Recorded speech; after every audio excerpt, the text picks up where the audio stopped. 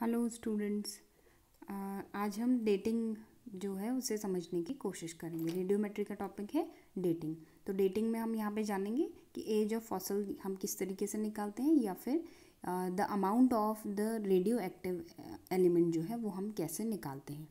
तो इनिशियली क्या होता है कि जो भी रेडियो एक्टिव एलिमेंट है वो इनिशियल स्टेज में जब रहता है तो उसकी जो अभी एट करंट जो स्टेज होगी उस सैंपल की, तो उस सैंपल में आपके जो रेडियो एक्टिव एलिमेंट है वो कुछ ना कुछ डिग्रेड हो गया होगा और एक स्टेबल एलिमेंट बनने की प्रोसेस जो है उसमें चल रही होगी। तो यहाँ पे हम देखते हैं कि यूरेनियम 238 जो है वो डिग्रेड होता रहता है, आपका डिसइंटीग्रेट होता रहता है और फाइनली आपके Pb206 में कन्वर्ट होता है।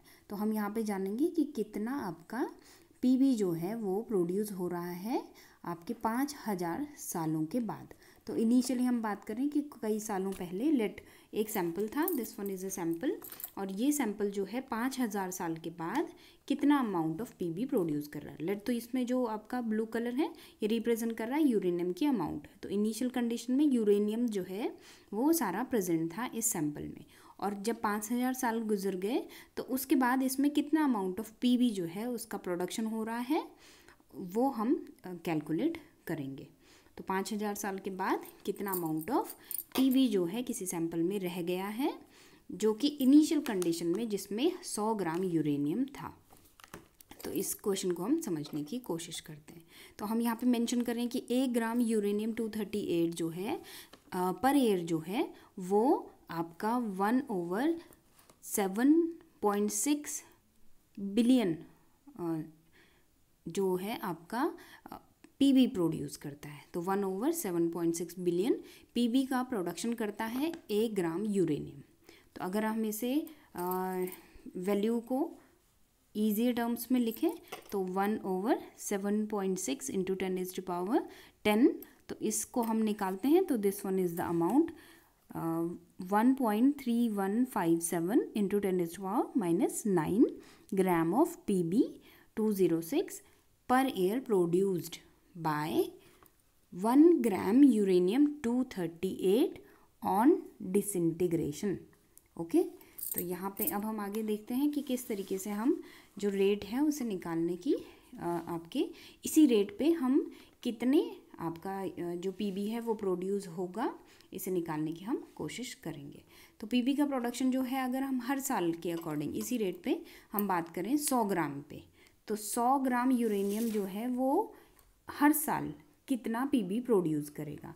तो Pb production in 100 gram of uranium, तो 100 ग्राम ऑफ यूरेनियम में हम 100 को मल्टीप्लाई कर देंगे दिस वन ये अमाउंट जो थी, जो 1 ग्राम यूरेनियम से कितना ग्राम Pb प्रोड्यूस हो रहा है उसे मल्टीप्लाई कर देंगे डायरेक्टली 100 से।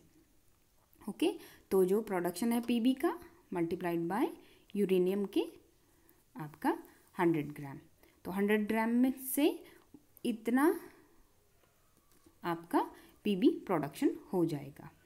तो ये हो गया आपका 1.3157 इंटू 10⁻⁷ ग्राम। इतना ग्राम जो है आपका Pb प्रोडक्शन होगा जब यूरेनियम 238 डिसइंटीग्रेट होगा। अगेन हम देखें 5000 साल के बाद क्या होगा। 5000 साल के बाद यहाँ पे Pb206 का प्रोडक्शन होगा कुछ ऐसा 5000 इंटू 1.3157 इंटू 10⁻⁷, और इनको जब हम कैलकुलेट कर लेंगे तो ये आ जाएगा आपका 6578.5 इंटू 10⁻⁷ ग्राम। इसकी वैल्यू आप कैलकुलेट करोगे तो इतना आ जाएगा। तो हमने क्या किया, सिंपली हमने टाइम को मल्टीप्लाई कर दिया amount of Pb produced per year. Okay, तो कितना amount of Pb per year produce हो रहा है 100 ग्राम यूरेनियम से, तो वो है दिस मच, उसे हमने मल्टीप्लाई कर दिया टाइम यानी कि 5000 साल से। तो 5000 साल के बाद इतना अमाउंट ऑफ Pb प्रोड्यूस होगा जब यूरेनियम 238 डिसइंटीग्रेट होगा। ओके, एक यहाँ पे जो फॉर्मूला था हमने लास्ट लेक्चर में जो मेंशन किया था वो था T is equals to P B upon U into 7.6 into 10⁻10। तो ये जो था आपका amount of P B upon amount of uranium into, अब देखो initial amount of uranium and this one is the final amount of PB होगा। Initial amount of uranium जब आपका फॉसल बना होगा उस टाइम पे, और पीबी जब आप अभी सैम्पलिंग कर रहे हो। तो जैसे हमने इससे पहले एग्जांपल में देखा, यूरेनियम जब सैंपल था तो 5000 साल पहले यूरेनियम 100 ग्राम था, तो हमने उसकी वैल्यू 100 यहाँ पे मेंशन की थी। और पीबी जो है वो अब कितना प्रोड्यूस हुआ, तो this much amount of the PB is produced after 5000 years. Okay, तो इस तरीके से हम मेंशन करते हैं कि आपका क्या वैल्यू हम पुट करेंगे। तो यूरेनियम जो है वो इनिशियल अमाउंट आएगी, और पीबी जो है वो अभी जिस सैंपल की हम सैम्पलिंग कर रहे हैं वो अमाउंट आएगी, इंटू 7.6 इंटू 10⁻10। तो ये जो वैल्यू है ये टी के अकॉर्डिंग हम फिट कर लेंगे। तो अब टाइम पीरियड के अकॉर्डिंग हम समझते हैं कि इसी फॉर्मूले को अगर हम रखें तो एक और एग्जांपल से समझने की कोशिश करते हैं। तो ये आपका जो है हम देख रहे हैं 100 ग्राम यूरेनियम जो है वो आपका इनिशियल टाइम पे 100 ग्राम यूरेनियम था किसी सैंपल में, दिस वन अगेन। तो हम बात करें इनिशियल टाइम पे सारा का सारा यूरेनियम है 100 ग्राम, और कुछ टाइम के बाद जब हम अभी सैम्पलिंग कर रहे हैं, तो आपका यहाँ पे जो पीबी है वो भी प्रोड्यूस हो रहा है। तो अब हमें क्या निकालना है यहाँ पे, क्या टाइम, यहाँ पे हमें टाइम निकालना है। तो टाइम कितना है, टाइम निकालना है हमें। तो टाइम कैसे निकालेंगे, इस फॉर्मूले में फिट कर देंगे। तो अभी हम देख रहे हैं initial amount of uranium and the final amount of PB. जिस सैंपल की हम बात कर रहे हैं उसमें कितना अमाउंट ऑफ पीबी अब रह गया है। तो अब हम देख रहे हैं क्या, 15 जो कि पीबी की अमाउंट है, 100 जो कि यूरेनियम की अमाउंट है, इंटू 7.6 इंटू 10⁻10। और जब हम इस वैल्यू को करते हैं कैलकुलेट, तो आपका टाइम पीरियड जो है वो आ जाता है 11.4 बिलियन ईयर्स। तो ये हमारा जो है इस तरीके से हम टाइम निकाल लेते हैं। एक और एग्जांपल से समझते हैं। तो यहाँ पे हम दूसरा एग्जांपल से समझते हैं कि आपके किस तरीके से हम वैल्यू को डिटरमाइन कर रहे हैं। इसमें हम सिर्फ डॉटर न्यूक्लियाई और पेरेंट न्यूक्लियाई की बात करेंगे। तो यहाँ पे हम देख रहे हैं सैंपल था जिसमें 100 मिलीग्राम यूरेनियम 238 था। तो 100 मिलीग्राम ये सारा यूरेनियम है, दिस वन। इसमें सारे सैंपल जो है था, इसमें 100 मिलीग्राम सारा का सारा यूरेनियम था।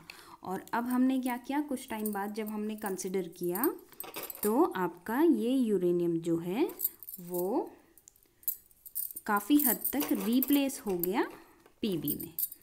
तो अब क्या रह गया, कुछ अमाउंट पीबी का इसमें आ गया है। तो अब हम देखते हैं कि दिस वन, ये आपका यूरेनियम था और ये आपका यूरेनियम प्लस इसमें पीबी भी जुड़ गया है, यूरेनियम प्लस पीबी दोनों आ गए हैं। तो अब हमें इस सैंपल में निकालना है कि ये कितने टाइम पीरियड में, इसकी टाइम क्या था जब ये फॉसिल बना।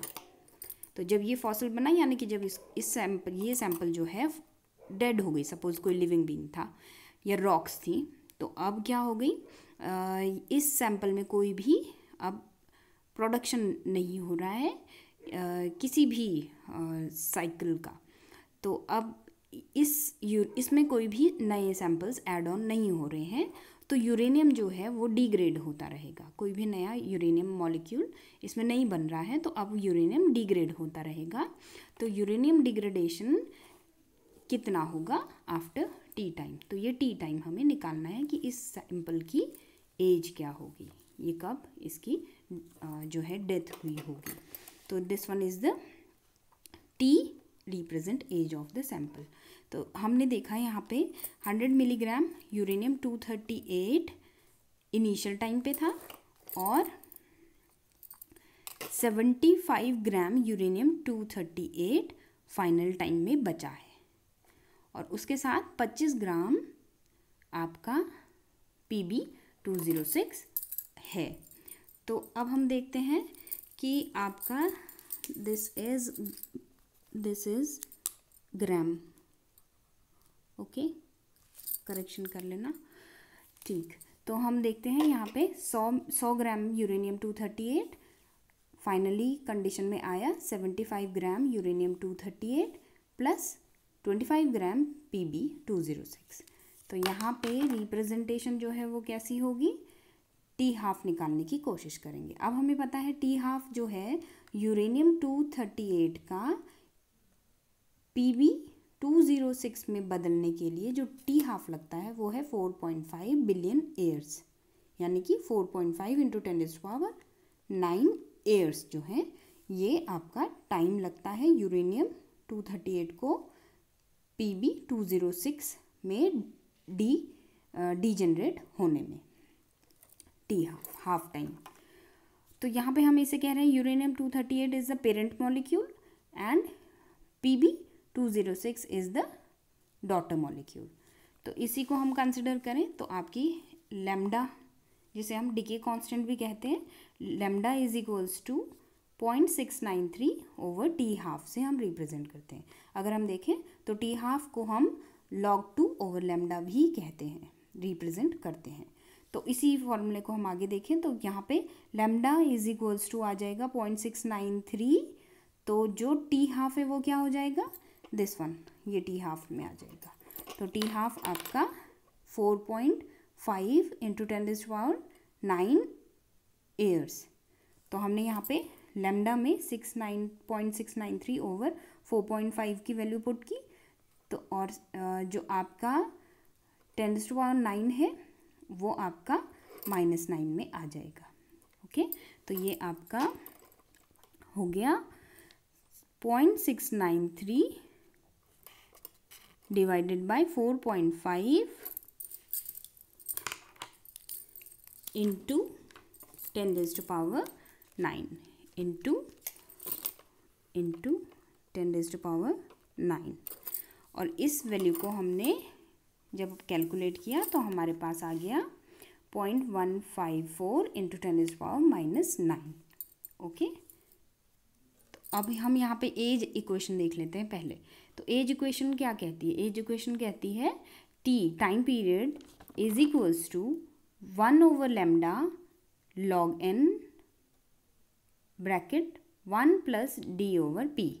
तो समझते हैं टी क्या है, तो time period, age of the sample, lambda क्या था, decay constant, log natural logarithm लगाएंगे हम, डी हो गया डॉटर आइसोटोप्स के डॉटर मॉलिक्यूल्स के नंबर्स, और पी हो गया पेरेंट आइसोटोप के मॉलिक्यूल्स के नंबर। तो हम यहाँ पे रिप्रेजेंट कर लेंगे, यहाँ पे जैसे यूरेनियम 238 है और Pb206 है, तो आइसोटोप नंबर्स हम इनको ही रिप्रेजेंट करेंगे।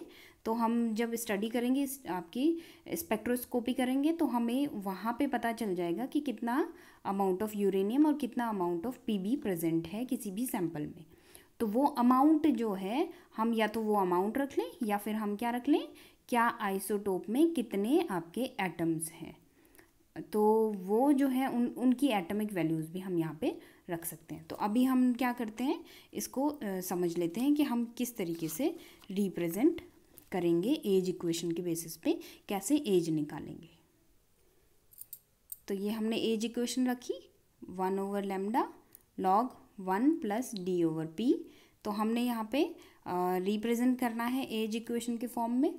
तो आपका जो लैम्डा की वैल्यू है वो कैसे रखेंगे हम, तो लैम्डा की वैल्यू थी, हमने इसे पहले वाले में देखा कि लैम्डा की वैल्यू थी 0.154, लैम्डा की वैल्यू थी 0.154 इंटू 10⁻⁹। तो 10⁻⁹ को जब हम नीचे से ऊपर ले जाएंगे तो ये +9 में कन्वर्ट हो जाएगा। ओके, तो ये जो है आपका +9 में हमने यहाँ पे कन्वर्ट कर दिया, तो 10⁻⁹ हो गया ये, और ये 0.154 नीचे ही रहा। ओके, मल्टीप्लाई करेंगे लॉग से, तो लॉग के में हम वैल्यूज़ देखें तो 1 + 206 जो कि पीबी के नंबर्स हैं, और 238 जो आपके यूरेनियम के नंबर्स हैं। तो एटॉमिक नंबर्स भी हम यहाँ पे रख सकते हैं एज इक्वेशन में, चाहे मास रख लें चाहे हम एटॉमिक नंबर्स रख लें, तो जो भी हमें यहाँ पे रिप्रेजेंट होता है इक्वेशन के अकॉर्डिंग या फॉर्म आपके क्वेश्चन के अकॉर्डिंग हम वो फीड कर लेते हैं। तो यहाँ पे हमने देखा 206 एटॉमिक नंबर है पीबी, और 238 एटॉमिक नंबर है यूरेनियम, तो वो हमने यहाँ पे पुट कर लिया। तो अब हम इसे कैलकुलेट करेंगे, तो ये वैल्यू जो है आएगी 10⁻⁹ ओवर 0.154 लॉग 1 + 0.8655, इनको डिवाइड करेंगे तो ये इतना वैल्यू आएगा। और फिर जब हम इसे कैलकुलेट करेंगे तो आपकी फाइनल कैलकुलेशन जो है वो आ जाएगी लगभग आपकी 1.758 × 10⁻⁹, और 10⁻⁹ को हम रिप्रेजेंट कर लेंगे डायरेक्टली बिलियन ईयर्स में। तो ये आपकी लगभग जो लाइफ है सैंपल की वो हो जाएगी 1.7 billion years, 1.7 billion years. Okay, तो इस तरीके से भी हम डेटिंग जो है कर सकते हैं।